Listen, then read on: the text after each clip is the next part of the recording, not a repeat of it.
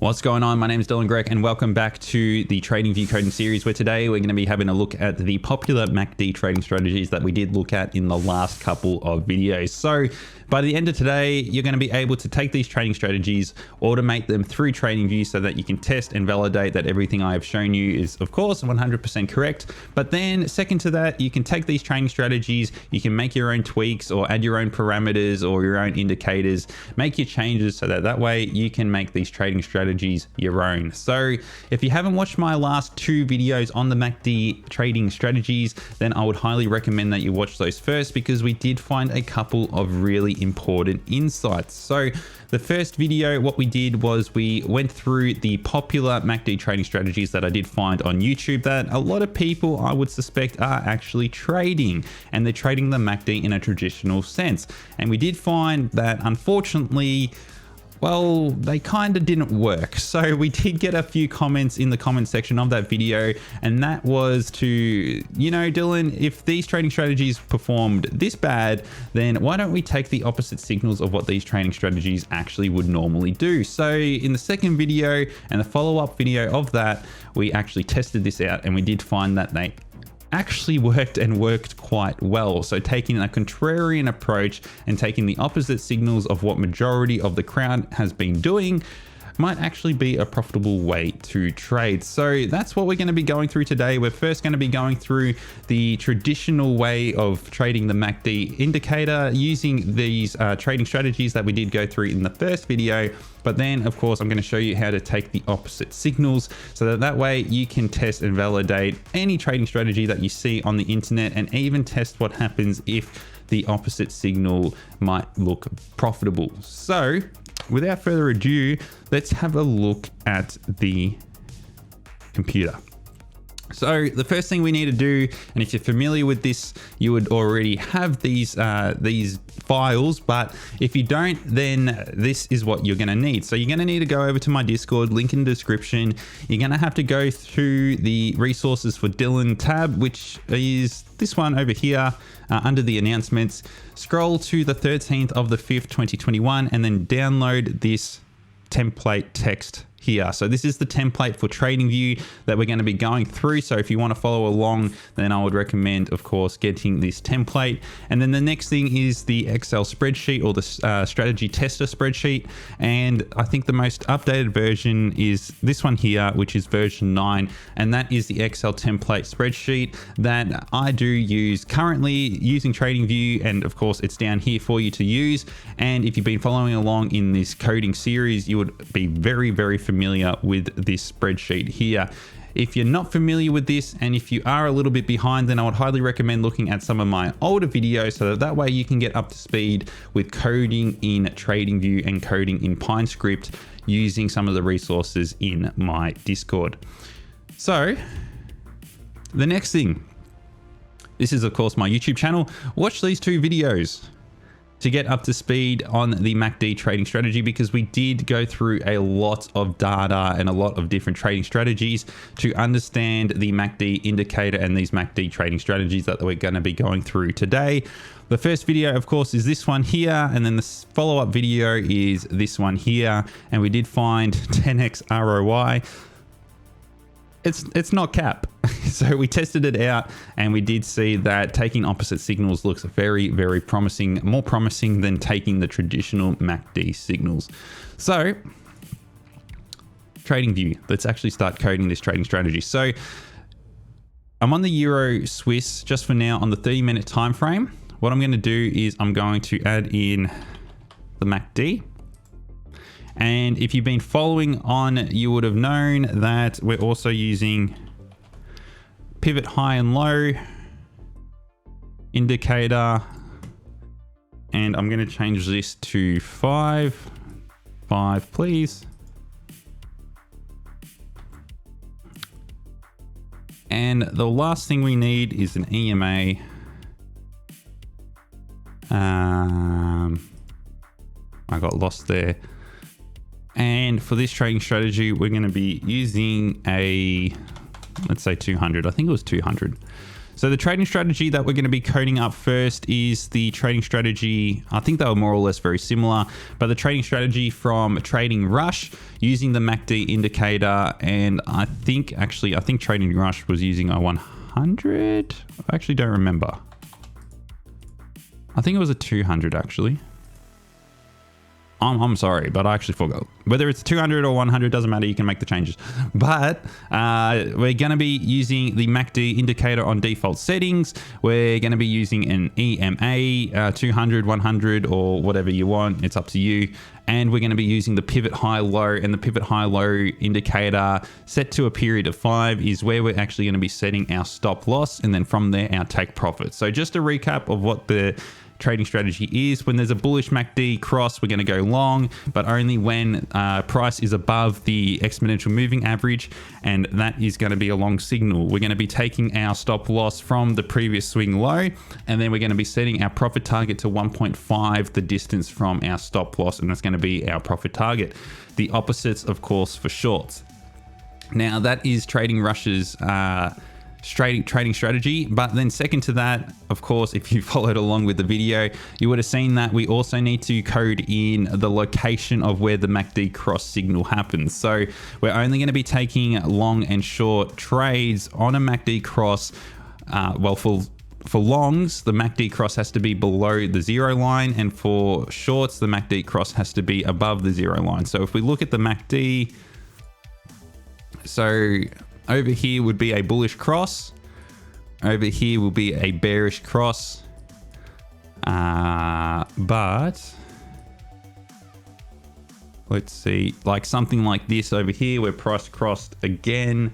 We're not actually taking this trade if we did have, of course, all the signals, because a bearish cross over here would actually be a false signal. Or say over here, actually, this is a better example.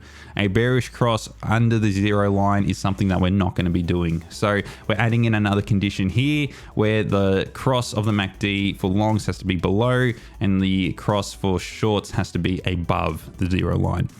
So that's pretty much the trading strategy that was provided by Data Trader and of course Trading Rush. But then after that, we're actually going to be taking the opposite signals, and we're going to see what happens if we do take the opposite signals. And I'm going to be showing you this straight from Tradingview Pine script and straight from the strategy tester. So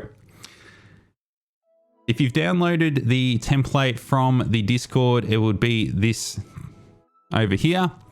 And I would recommend actually watching some of my previous videos. I think the No Nonsense Forex video was the one that I did go through it in a bit of detail. Yes. So if you want to get up to speed with what this does, what this template does, I would recommend going through to this. But I would suspect that most of you are actually very fluent now with coding in Tradingview. So if you've been following along, you would actually be well up to speed, and you will be following along in this video quite easily. So let's just get straight into it. Now, the first thing I'm going to do is change this name to MACD Trading Strategy. Everything else, we're going to start with a $50,000 account. Our base currency is going to be the US dollar. We're only using pyramiding 1, so we're only taking one trade at a time. We're not taking multiple trades at once. What I might do, I might zoom in one more. Very nice. Awesome. So all of this is just part of the template. We don't need to worry about that.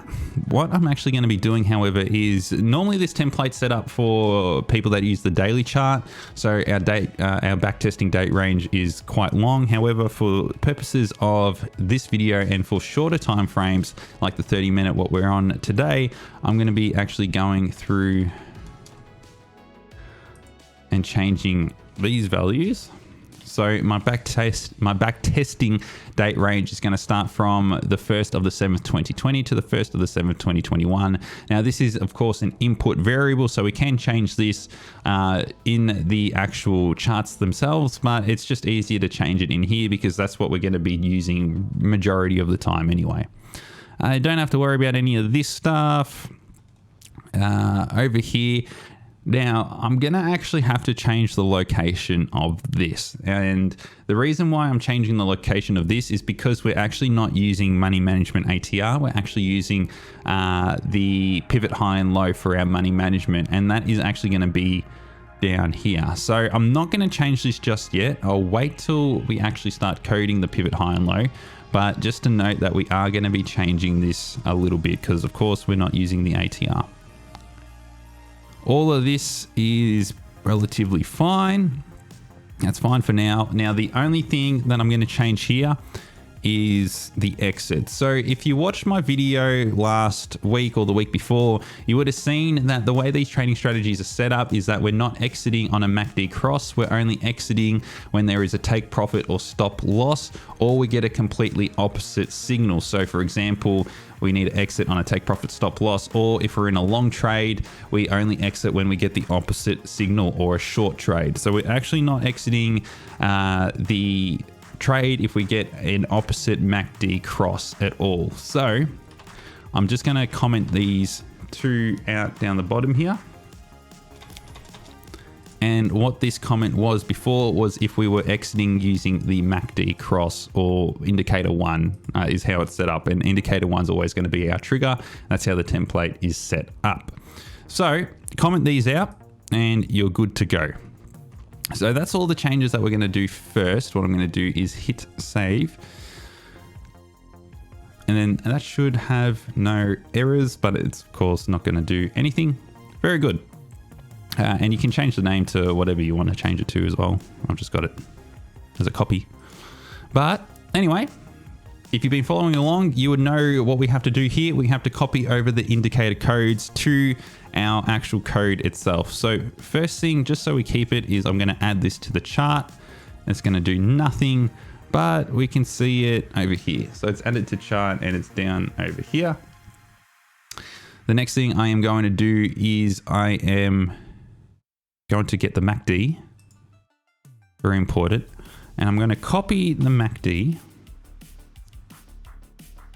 And the way I got the MACD was I actually hovered over the MACD and then got the source code. Anyway, I'm going to go back to the source code of our trading strategy here. Open the source code back up. Go to indicator 1.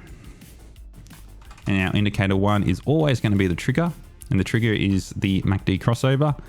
And I've just pasted it in there. So I'm going to call it MACD. Now, of course, we're going to have to be going through this code, but I think it's relatively fine. We don't really need to understand a whole lot of this. All these colors, actually, we don't need all these colors, plot colors. Okay. So the MACD indicator, because it's not an on-chart indicator, the MACD is actually plotted down here.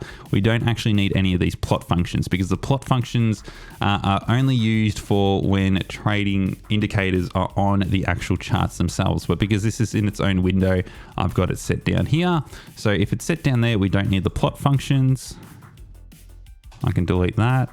And we don't need the inputs for the colors because of course we're not actually plotting anything, so we don't need any color inputs. Now the last thing we're going to need, yeah, that looks right, the calculating, the histogram, yeah, let's just leave that in there. Cool. Now just to test to make sure that nothing is broken, I'm going to cross this off. Add to chart. So I've just canceled the old one. I'm adding the trading strategy to the chart and see it compiled. So it loaded up. That's good. Now the first thing I'm going to do is add our conditions in. So the first thing I'm going to do is our trigger conditions are always going to be the crossover. And now what I'm going to have to do is go to the indicator itself. So when do we want to go long? So if we're actually using the MACD as a traditional, I guess in the traditional way, we want to go long when the blue line crosses above the orange line. We want to go short when the blue line crosses below the orange line. So that's going to be our first trigger or our first event. So just to double check to make sure we know which is which, I've just gone to the settings here. I've gone to the style, and we can see the MACD line is the blue line and the signal line is the orange line. So when the MACD crosses above the orange line, and that's a bullish cross, or when the MACD crosses below the orange line, that is a bearish cross. And again, we can see that in the histogram as well, but I'm going to be coding it using the signal line and the MACD line. So I'm going to go back to here. No, I don't want to do anything just yet. So MACD, I can see MACD here. So MACD was blue and signal was the other. Now, to get the opposite signals, I can just copy and paste that, but instead of a crossover, we're going to be using a cross under. So we should actually now be getting signals. But remember that this is set up using the ATR as default at the moment, which is not actually necessarily a bad thing. It's actually something that I'm playing around with at the moment. Instead of using pivot high or low, I'm actually using ATR instead. However, you know, you can do whatever you like. I'm going to be showing you pivot high and low, but you can code it up and make it whatever you want. So anyway, we got signals, which is good. So let's actually test out to make sure that we've got it the right way around. It's going to look messy because we're taking every single signal. We don't have any other signals. And that's fine. Long signal. We get the crossover here, confirms the cross, longs on the next one, and that's a bullish signal.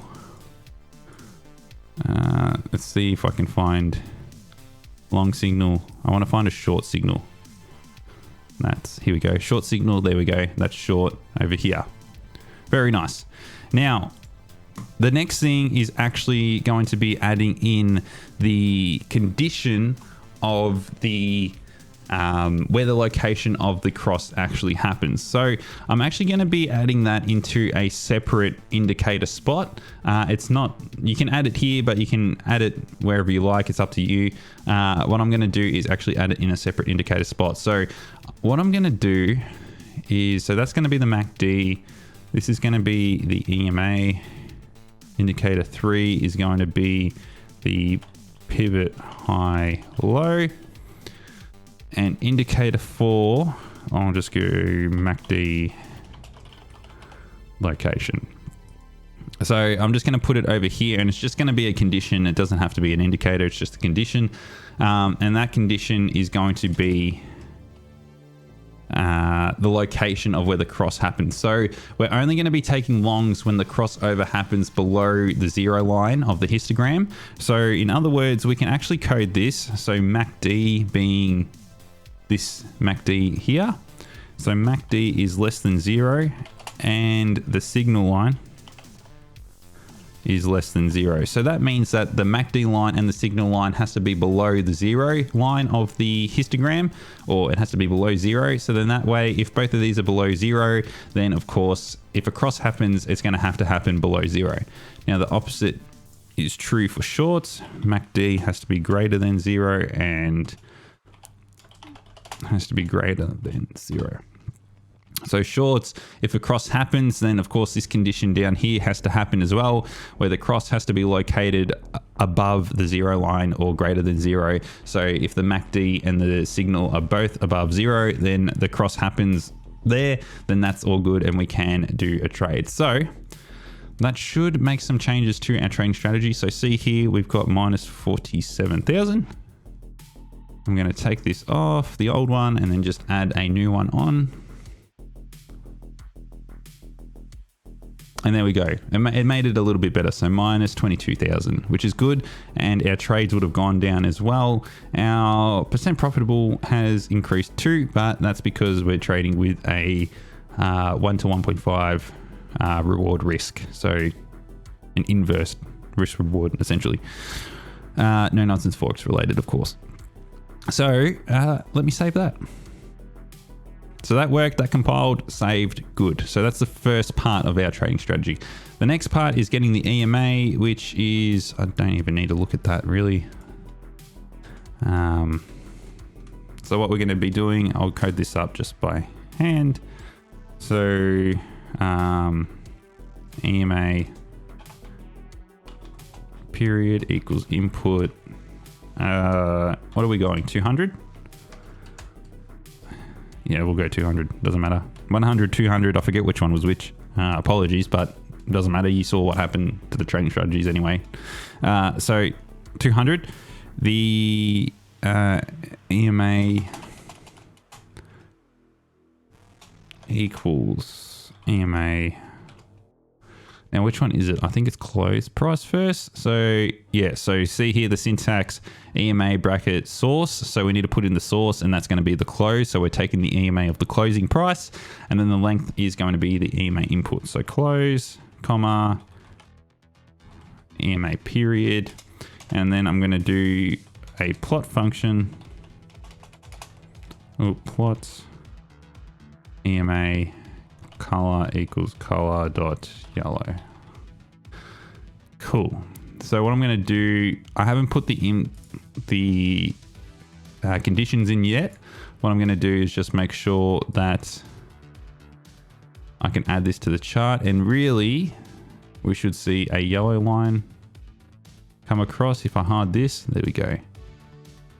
So notice here, so I've got the EMA as an indicator, but because I've added it into the code itself and being an on-chart indicator, which is the exponential moving average, we can see here that it's actually coded up in yellow as well.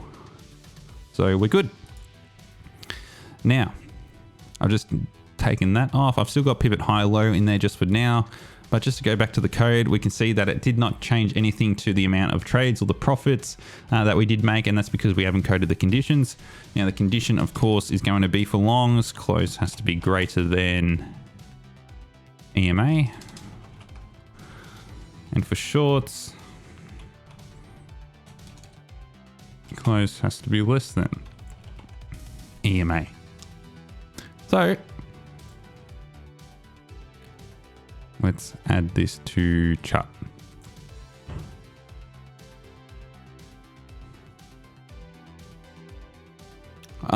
Kind of didn't do anything to the profit, but it did reduce our amount of trades by quite a lot, which I mean is good. So that's fine. So that's the trading strategy that we're looking at, and that's good. Now, a very, very important one, this pivot high and low. So the pivot high and low, this is where we're going to be setting our take profit and stop loss. And this is where we're going to be using the swing high and swing low of the previous chart. So what we're going to do is, again, take the source code. So I've got pivot high, low. Take the source code. I'm going to copy this. And then I'm going to go back to my one here. And I'm going to put this in indicator number 3. Now, this is actually very, very important because a lot of people actually like to use candle wicks or candle bodies to actually set their take profit and stop loss, particularly when you're discretionary trading. You want to try and find previous, I guess, support and resistance lines, or lines where there might be, I guess, supply and demand. So that's where the pivot high low indicator comes in, and that's what we're going to be using today. We're going to be using this so that way we can actually set our take profit and stop loss, just like how I guess those trading strategies did go through on YouTube. This is how they've done it. We can set them using the candle wicks of the previous, I guess, previous high or previous low. So just going through this again, I'm just going to delete this version 4 over here. Don't need that. That's fine. GR, I'm not touching any of that. I'm going to change these default values to 5. And the reason why I'm changing it from 10 to 5 is that I wanted something a bit more, what's the word? A bit more recent. So that way we're not setting our take profit or stop loss from a candle wick that's like ages away, particularly if we're on a lower time frame. Price can move relatively quickly. So wanted to keep the period a little bit lower so that way it refreshes a bit quickly. So if there's a new high in the previous 5 candles, it would have set it and it would have confirmed it later on. So I don't think that's not going to change anything, which is good. So I'm just going to test it, add it to the chart. But this is where it's a little bit more advanced. Cool, we got no errors. It's a little bit more advanced and we have to do a little bit of work here to actually understand this. So what I've done to help understand, well, myself when actually doing it, is actually plot the previous swing highs and swing lows on the charts. That way, when a previous swing high or swing low happens, we've got that value stored within the code. So if we do get a signal, we can refer back to that value and then set our stop loss or take profit then. So it's a little bit tricky to actually do with, well, I guess you can't do it. We need to actually store the value of the previous high and the previous low, because what happens in the code without going through it is once this value over here, so this is the previous swing low for this particular location. Once this is confirmed, it gets put on this candle, but then there's nowhere to store it. Like there's nothing in the code to store it. It's just shown on the chart and that's it. Same thing with the highs. So what we're going to be doing is actually making a variable, storing these values so that way we've got the most recent swing high and swing low. So if we get a signal, we can refer back to these values. If a new one gets printed like here, we can update the old value with the new value. So we're going to be doing that using a float variable. So they've got here PH and PL, so high and low. So pivot point high, pivot point low. What we're going to be doing is going to be using those same values. So pivot high, but I'm going to be using a float. So I'm going to denote it with F. So pivot high F, and that's going to equal float NA. So the reason why we're doing a float is so the float will store the value and it's something that can be changed. So if we do get a new signal or a new, sorry, not a new signal, but a new pivot high, we can actually change that float so that way, or change that value. So that way we've got the most recent float variable or pivot high variable for this example. And if you've been following along with my coding series, particularly in the No Nonsense Forex coding series, you would know that that comes very, very important down over here. And that's how we store the value. So we're going to be using a very similar thing, if not actually, actually the same thing. So the float, so we've got an initial value of the float as 0 or NA. However, we want to actually give it, oh, that's the wrong one. We actually want to give it, I guess, a signal. So when we get a new pivot high, then it stores the value. If we don't get a new pivot high, then the value stays the same. So that's what we're going to be doing. So if the first thing we want to do, if it's NA pivot high, which means if there's no pivot high, then pivot high F, but the one before, else pivot high. So basically what this is saying is, while looking at this code and what this code is pretty much saying is this pivot high value or PH value here is only going to be a value when there actually is a new pivot high. If there isn't a new pivot high, then the value is actually going to be NA. So basically what this code is saying over here is if there is no pivot high, then we want the pivot high float, which is this float variable here, to be the previous value. So this is what the -1 is, or sorry, the one in the brackets. So that's just getting the value from the previous candle. So that means so basically this together means if there is no new pivot high, then get the value from the previous pivot high of the float. However, if there is a new pivot high, so which means this condition is not true, it then skips to this. So then that way pivot high float equals the new pivot high. So if that sounded confusing, then I would highly recommend actually trying to understand what the float value is. Go back through some of my older videos, try to understand this a little bit more, because actually understanding this is very, very important when it comes to particularly storing values. So I'm actually going to do the same thing for pivot lows, float, pivot low, float.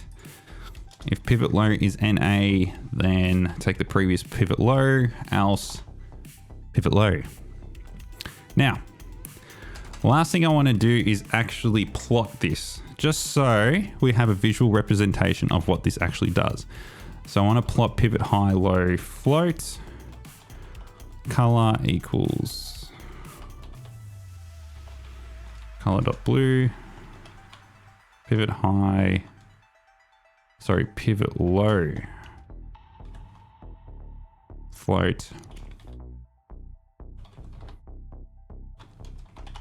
color orange. Perfect. So I think that should be good. Now I'm going to hide this. I'm going to hide that. I'm going to add to chart. No errors. It's thinking. It's very good. Here we go. So, ew. I don't like that. Hold on. Sorry, I'm going to change this to white. Just so it's a bit easier to see, because the yellow and the orange looks very hard to see. I don't know why I just didn't do that. Okay, that's a bit better. So we can see here,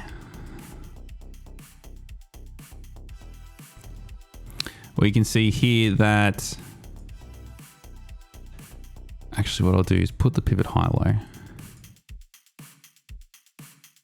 So because the pivot high low is on a period of 5, that means it takes 5 candles to confirm whether a new swing high or swing low actually is confirmed. So there is a 5 bar delay. So that's where we can see here that for this example, if we had a long example or something happen here, our pivot high low point would be on this confirmation point here, which is 1.0964. And which is good. Like, I don't mind that. Like, that's good, because as an algo trader, you want, well, as any trader, you want confirmation, because if you're taking or trying to confirm something like within here and you get a signal here, you actually can't confirm that. That's why you need a few candle confirmation. That's why I've put it to 5. I think 10 is probably a bit too much, but I think pivot high of 5 is, a period of 5 is actually pretty good to confirm something. Just like here, we can see here after 5 candles or so that this is confirmed. So then we get the new high here. So the old pivot high, which was this value here, gets replaced once it confirms this one here, and then it gets put up here. What I'll do is actually I'll go through the replay feature, and we can see, oh, this is too quick. Now, I did get a question while we're going through this by somebody that says, isn't this a repainter? If you're following No Nonsense Forex, you would know what a repainter. And no, I don't think this is a repainter. It's just got a 5 bar lag to it. So there's a difference between a repainter and a lag. This one has a lag. So we can see here that when we got this trading signal, well, at the point of this trading signal, we would have actually put our stop loss at this swing low over here. But remember, we haven't actually coded in that just yet. We actually are going to code that in just now over here. So that orange line here, or sorry, that red line here should match up with that orange line. So that's the goal. And then our take profit is going to be 1.5, the distance of that. So very good. I'm just going to cancel that replay function. Now I've lost everything. Here I am, I'm back. So what I'm actually going to do is I don't need this pivot high low anymore. Very nice. Now, if you're sick of these blue and orange line, by the way, you can actually go into the styling, just remove it. But just for testing purposes, I'm going to leave that on there for now. Now, unlike the other indicators, this is not necessarily it's not necessarily a confirmation tool, the pivot high low. We're just using it for take profit and stop loss. However, just for safety, what I'm going to do is actually add in a second filter here. So basically, if there is any errors, particularly when we're going to be taking the opposite signals, there's going to be errors. We want to safeguard from those errors. So basically, the way to safeguard from that is, well, that error that I'm going to show you is that I want to put a condition where we're only going to be taking long trades if the close happens above the the pivot low. So for example, of course, we're going long. So if we're going long, we need our pivot low to be below the price. And for shorts, we're going to need our pivot high to be above the close price. So if the close is here, of course, we want pivot high to be above that, so that way, when we're going short, of course, we got room to actually go short. In some cases, of course, using the pivot high-low system, if the price hasn't confirmed a previous high, sometimes you might get a situation where, for example, if we're going short, the price might actually, when the price does cross, the price might actually be above the actual pivot high itself. And so that way, your stop loss is actually above price for a short, and so that's going to be an error. So the way to prevent that error, close. So the close has to be greater than the pivot low for longs. Close has to be greater than pivot high. Oh, not HF for shorts. Now, that, as I mentioned, that's going to be the case a lot if we're taking opposite signals, so that's a good way to work around it. Shouldn't have really done much or anything at all here, because I think if that does happen, then we would have got error marks or error comments in the strategy tester.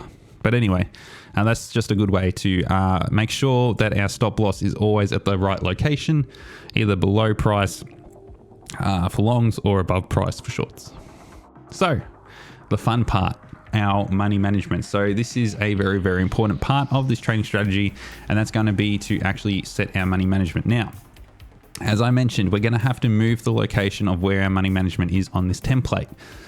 So at the moment, our money management is above here.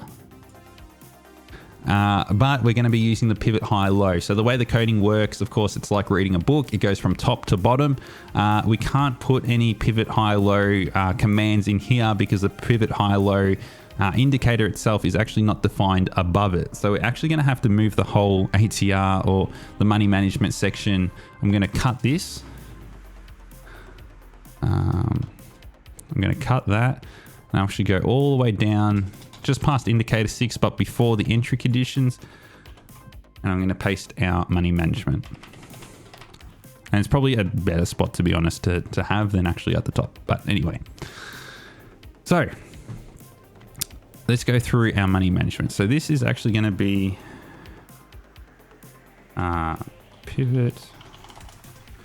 pivot high low. Now we're still going to be risking 2% risk per trade, but as we've seen, you might want to reduce that risk depending on your risk tolerance and your drawdown requirements of your trading strategy. ATR inputs, I'm just going to change that to enter inputs. Now we don't need an ATR length. We don't need an ATR function. And we don't need this ATR value here as well. So I've just gotten rid of everything that has anything to do with ATR. Now, what we're going to need instead of ATR, actually, wait, maybe I'll go back. Might be a bit easier. This one, I don't need, sorry. Okay, so I've kept this instead. So I've got ATR equals truncate length, but I don't actually need that. Okay. Okay, very nice. So, instead of ATR, we're going to be putting in, what are we going to be putting in? Let's call it risk. Risk dollar. Oh, this is embarrassing. Risk dollar. So we're going to be putting in risk dollar. And what we're going to be doing is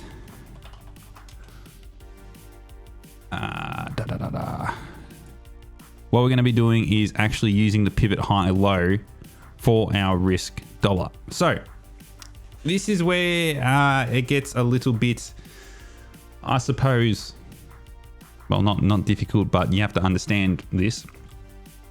So I want to put in, well, let's just have a look at highs. So let's just say we get a high crossover. Or sorry, a long crossover. So let's say we get a long crossover here. So that's our trigger. So I'm actually going to put this condition down over here. indicator 1. So I'm going to put an if statement or a question statement. So if there is a long crossover, what do we want to do? So we want to get the close. So the closing price, and then minus the pivot low float value. And the pivot low float value is going to be this value here. So the orange line. So if I go back to the chart, here, let's just look at this example. Every time we want to go long, so if there is a long trade, for example, we want to actually take the orange line or the pivot low float value, which is this pivot low down here. And that's where we're going to put our stop loss. So at this pivot low value. And so over here, so close minus pivot low. Now else, so if we get the opposite signal, indicator 1 short, we want to take the pivot. Now we can't take the, we can take the absolute, but we need to take the close minus the pivot low, sorry, the pivot high. Let's find a short. A clear short, a nice short, please. Here we go. Here's a short example. We want to be taking the distance between the blue line and the close. So we want to be taking the pivot high. Pivot, no thanks. Pivot high float minus close. Else, NA. Now make sure, actually I don't need that. Make sure that you get this around the right way, because if you do this around the other way, you're actually going to get a negative value. So that means that your risk dollar is going to be a negative value, which means you're going to be having a negative risk dollar value, and it will give you an error. So it can't be a negative value. If you want to safeguard against that, ABS, you can take the absolute value of this, which means it just, an absolute in math terms is just getting rid of the minus sign. So if it's a negative, it's going to actually become a positive. So if you want to safeguard against any errors in here, just take the absolute. Now we've got this new variable called risk dollar, and this replaced our previous ATR value. So that can go in here. So we don't need ATR multiple loss times ATR. We just need risk dollar because it's the distance. Actually, no, I think I needed that because it's just the distance away between the previous high and the close. We're not using a risk multiple of like 1.5 times ATR or anything like that. We're just taking the distance, and the distance is already calculated using risk dollar. So that means we don't actually need ATR multiple loss, this value here. And that's it. ATR multiple profit, that stays. Well, that's actually going to be, well, I should say, so that's the first part. The second part now is adding in the 1.5 times the distance, or 1.5 times the risk dollar, for example, here. So at the moment, I've already got ATR profit over here. I'm actually just going to change this to just multiple of the profit, and then that can be, I'm just taking the reference out of ATR, but this is going to be 1.5. So we're going to be setting our take profit target, which is basically what this is going to do. Set our take profit target at 1.5 times the distance of our risk dollar. Now, where that happens is not at submit orders.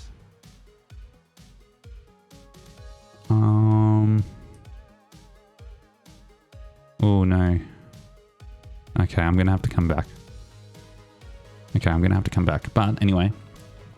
All right, so the last thing I'm gonna have to do is actually change the values over here where it does say entry ATR, and we do have this ATR multiple loss and multiple profit. So these references to the ATR, of course, we don't want. So as I mentioned, we don't actually need ATR multiple loss. I'm taking that out. And this ATR multiple profit, we just changed to multiple profit. Entry ATR is referred to up here where it does say entry ATR in this section over here. Now, all this section does is it stores, again, float variables. It stores the values of the ATR and the price. Now, again, we're not using the ATR, we're actually using risk dollar. So where it's got ATR, just going to change it to risk dollar. So entry ATR equals blah, blah, blah, blah, blah, blah, blah, blah. ATR, risk dollar, entry ATR, entry risk dollar. So that way, that should be good. That's fine. Just lining it up. It's OCD things, you know. There we go. So I've taken out the references of, well, actually not here, entry ATR, risk dollar. And basically all this is doing, all this says is, so the end loss, so the amount that you're going to be losing is going to be the value of the entry risk dollar. And the end profit is going to be the value of the entry risk dollar times the multiple profit. And that multiple profit is going to be 1.5. So it's going to be 1.5 the distance of how much we're actually going to be losing. So that means we're going to have a 1.5 to 1 reward risk ratio. So I add this to the chart.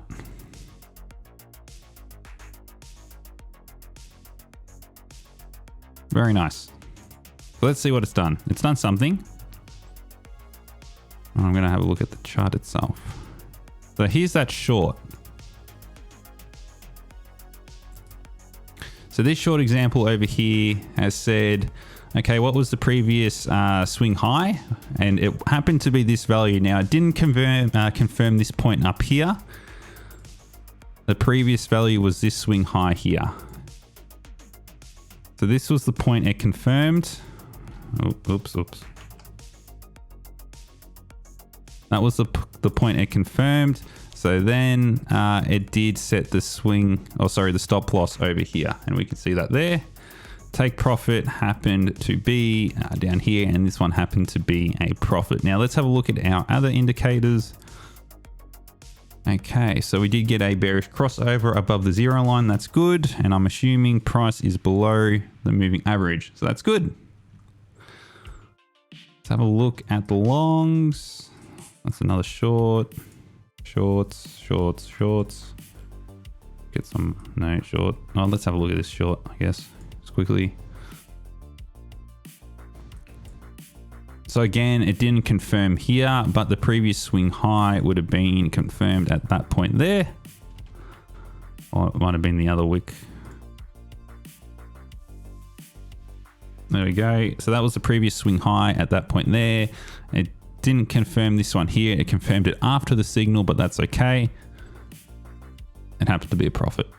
That's fine. If it did confirm out here, then our take profit would have actually been down here, and it would have confirmed eventually a loss. So that one happened to work quite well. Here's a long example.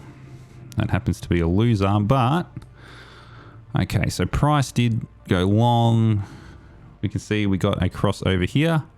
So there was a bullish crossover, but only briefly, but that's okay because we are, of course, disciplined traders. We're using an algo. We're still going to go long here because we don't know what's going to happen in the future.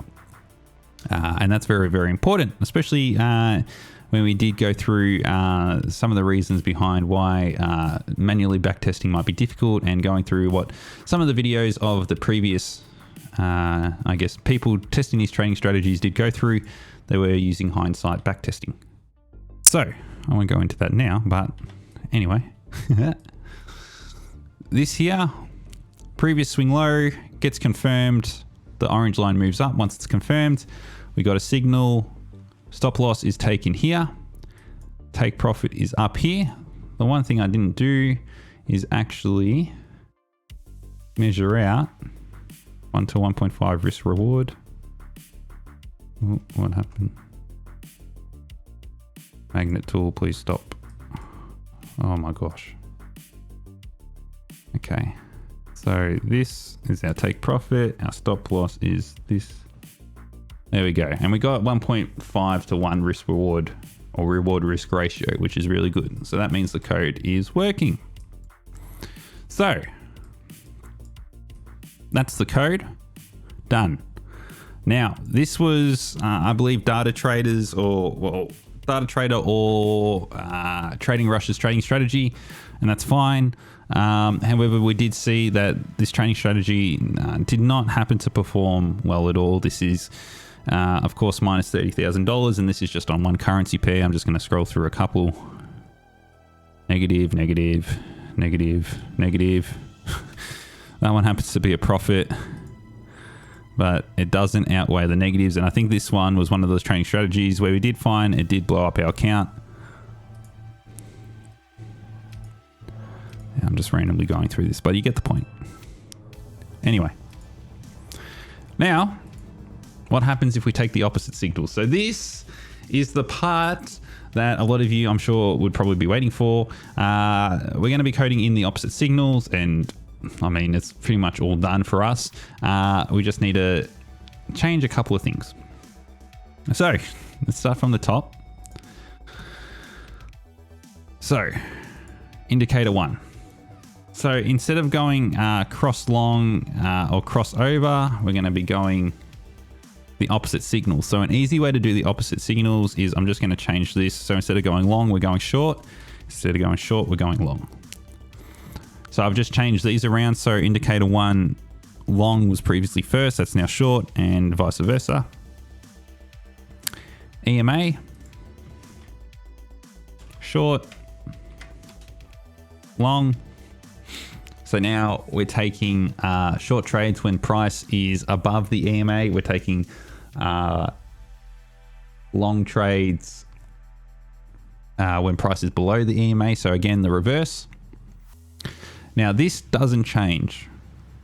So remember, stop loss, take profit is always going to be the same condition. I mean, it has to be because I guess for your longs, the close always has to be above your stop loss level. And this is this pivot low level. Close always has to be above. For shorts, close always has to be less than the pivot high. Because if it's the other way around, then you're getting errors. So this does not change, and remember that. And that's why taking the opposite signals on, any trading strategy would not necessarily be completely inversely proportional to each other. And that is because your stop loss and take profit is actually going to be, I guess, somewhat the same, but the same location, and it's going to be all different. So that means because they're going to be, our stop loss and take profit is going to be the same, or within the same location, our 1 to 1.5 risk reward is also going to be the same. Now for this one, you can choose to actually, change this around as well. I mean, you probably should. However, I'm actually going to take this out. Now, the reason why I'm taking these conditions out is because Data Trader, and this is the trading strategy I tested in the second video, did not actually have the location of the trading crossover in their trading strategy. So I'm actually going to comment this condition out. However, feel free to put it in or not put it in, depending on what you like. Now, if you watched the last video, you would know the reasonings why, but this is it here. So let's have a look. Previously, minus 30,000 with 149 trades. Win-loss ratio was, 30%. I've changed the conditions. Let's see what the opposite signals do. Everything else the same. 40 bags. 40 bags difference just by taking the opposite signals. We've got a 50% win rate, profit factor 1.2, which is okay, but we got a much better trading strategy just by using this one currency pair, $44,000. So just by taking the opposite signals, the difference between the two, $30,000, 44, so $70,000 difference between the two. And that's just taking the opposite signals of what these trading strategies actually do. And this is going the opposite way. Now, let's have a look at some of the trades.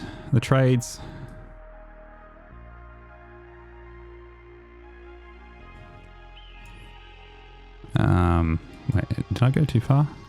Oh no, I haven't gone far enough. That is why. Okay. Let's have a look at this. So we got a long crossover here, but we went short.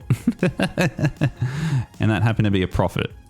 We had another signal here. We had a bit of a chop here, and that again, that's something that we did talk about actually in the past couple of videos. So you can try to adjust this play with this a little bit to try and get some of these chop out. This one actually happened to be a profit. But there you go. I think it was a profit. Was it a profit? Yeah. I was short there, long. Yeah, profit. Here's another one. Bullish crossover. Short. We went long. Ah, yeah. So price did go below the 100, 200 or 100. I don't know which one it is. I think 200. We got the 200 at the moment. Price did cross back over here. We did go short, but we did exit fairly early. Now, this is something I wanted to show you actually. And this is the problem with using pivot high low on this, in my opinion. Now, there's ways around this. But I'll leave that up to you. This is where I mentioned that I'm personally not using pivot high-low anymore. I'm actually using ATR. And the reason why I'm doing this is because, let's have a look at this. And this is what happens when you use the opposite signals, particularly when you're trying to use mean reversion. I mean, it's not a bad thing. I guess this is kind of a mean reversion trading strategy. We're taking the opposite signals and going against, I guess, the so-called trend. But our stop losses are going to be fairly close, which means I guess our take profit is going to be fairly close too.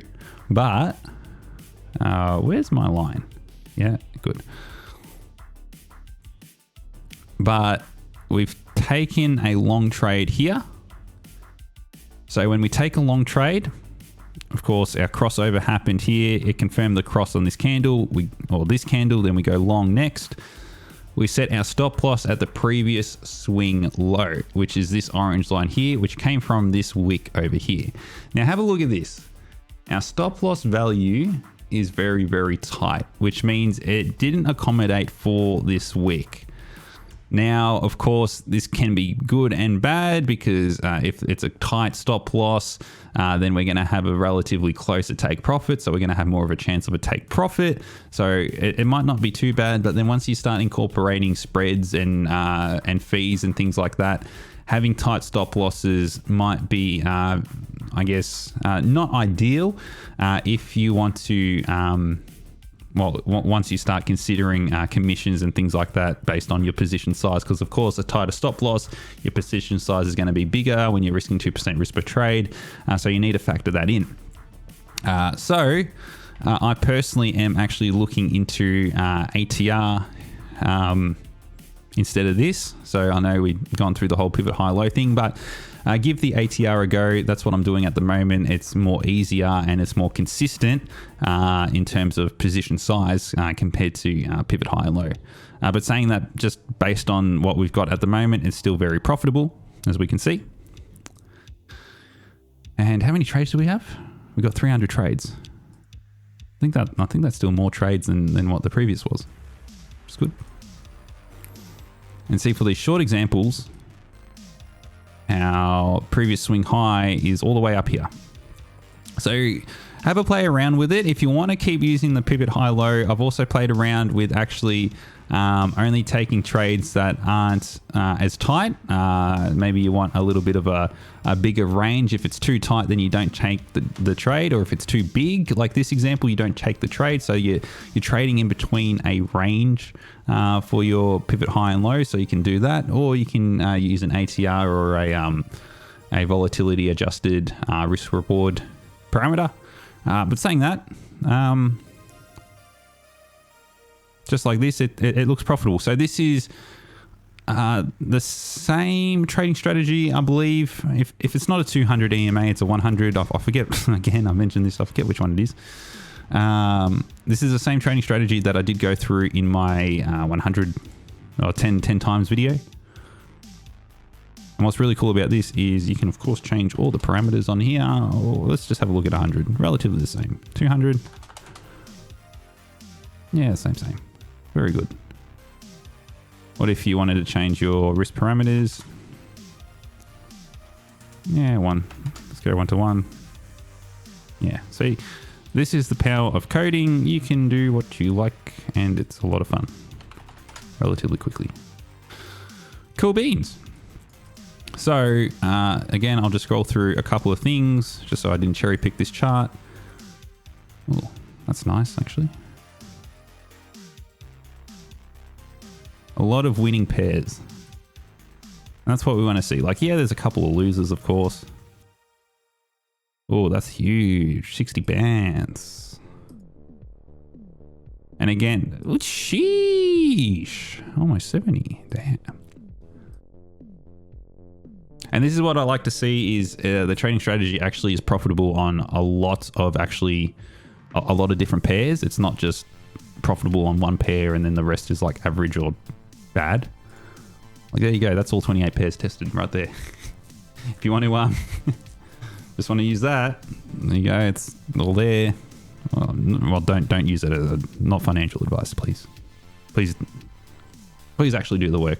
That's the whole point of this video. No, YouTube channel and playlist series. Do the work, because don't even trust me. Don't even trust me. Don't even trust this code, even though I did it live for you just then. Don't trust it. Do it yourself and make your own changes. Understand the data, because that is very, very important. Because of course, you need to go through the charts as well in a bit more detail, validate that this all works, add in other things like add in your spreads and your commissions and things like that, because of course there is a little bit of a bias here. But add in all of those things in the strategy tester, and you can do that all in Tradingview, which is really, really cool. Commissions, all of these different things, have a play around with it. It's completely up to you. Change the trading strategies, change the parameters, change whatever. But yeah, it's all there. The power is yours, and that is a lot of fun. So what a beautiful, beautiful episode. So I hope you can now watch this video and code this up yourself, of course, using the resources from my Discord and then this video.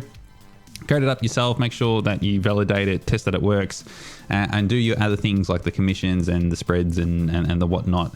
So that way, when you get it to a stage that you're actually comfortable with and you're confirmed that it works for you and your beliefs and everything like that, then that's great.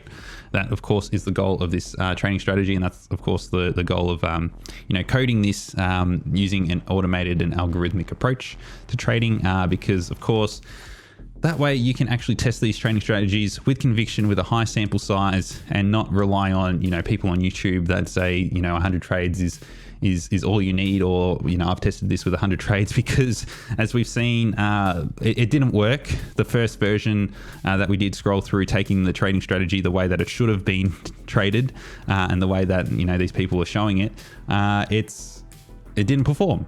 And so taking the opposite signals and taking the opposite of what the majority are doing, it did perform as we just demonstrated here. So, of course, as I mentioned, there's still further work to do, especially for yourself. You need to code this, but then, of course, have confidence in it.